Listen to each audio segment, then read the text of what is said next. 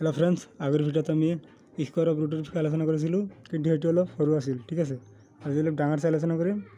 এই টপিকটো only ITI বুলি নহয় ক্লাস 7 8 9 10 সকলো ক্লাসতে লাগে সেইকাৰণে আজি আলোচনা কৰিম ঠিক আছে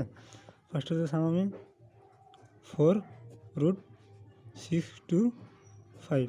ঠিক আছে ফাৰ্ষ্টতে চাম আমি ৰুটৰ ভিতৰত যেটো ভ্যালু আছে তাৰে আমি এলসিএম কৰিম 6 to 5 ফার্স্টতে 5 এর দিম 5 1 to 5 5 to 5 5 5 into 25 5 into 1 1 so ইয়াতে 5 কেটা আছে 4 টা আছে 1 2 3 4 ঠিক আছে পিছে সো একটু 4 আছে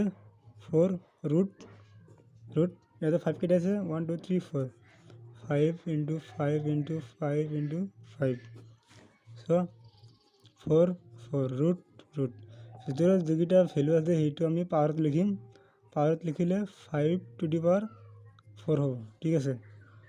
যে সো ৰুটটো আমি উঠাই দিম ৰুটটো উঠাই দিলি ৰুটৰ মানটো কিমান আহিব 1/4 সো 5 to the power 4 ৰুটৰ মানটো কিমান 1/4 এতে সো 4 4 ক্যান্সেল হ'ব ক্যান্সেল হৈ থাকিব কি 5 to the power 1 5 to the power 1 মানে কি 5 এটা আছিল आंसर